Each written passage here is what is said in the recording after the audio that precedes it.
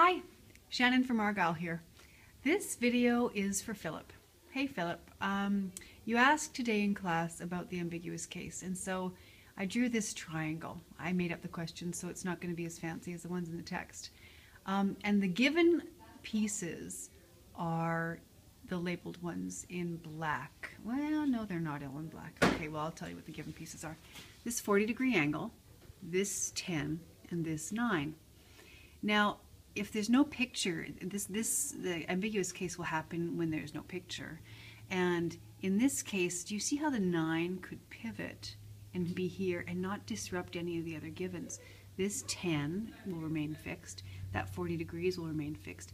And this line, which we don't know yet, could either be this short or this long. Okay, so there's this pivoting moment where it fits in.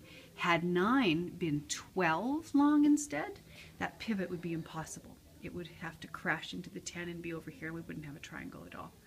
So given that this angle is 40, and we can keep it and still pivot the 9, that makes this the ambiguous case.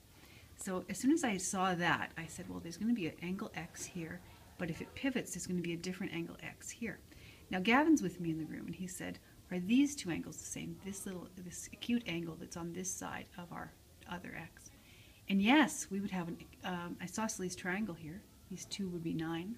And so this angle would be equivalent to this angle. So we can talk about this after we solve, because these two angles are going to add to 180.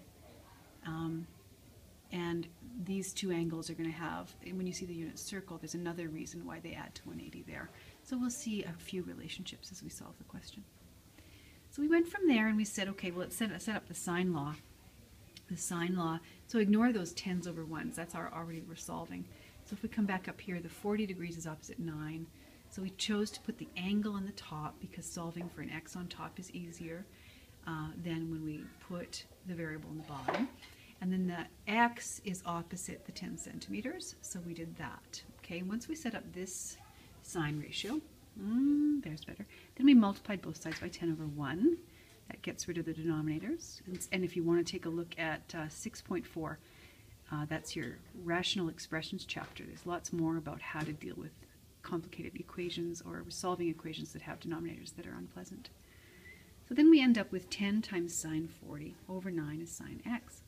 Rather than getting a decimal there, we just wrote the whole thing in inverse sine. That way we have an exact value up until, as long as we can. Gavin ran that through his calculator, and then we got 45.6 and some change. So now we have, I'm just going to want you to focus on this side for now. This is onto our unit circle. 45.6 was the rounded version. And this would be that length of sine that gave us that, right? The length of sine, which we didn't even know. We didn't get the decimal of that, but it's some number. It's some number very near 0.7 actually. And then if we run a horizontal across the unit circle, we see, there's another one that's got that very same sign. We use reflection. And this angle on this side is going to be the 45.6, which means we take 180 and subtract 45.6 to get 134.4. So these two angles add to 180, which makes good sense both here and up in that drawing. This is something that Gavin was pointing out to me earlier. They add to 180 here as well. So you can see that there's lots of internal logic happening in trig. So there's the ambiguous case question. You can either have angle 45.6, which would make this larger triangle, or you'd have the skinny spiky triangle there with with this obtuse angle here at the 134.4. Okay, bye Philip and everyone else.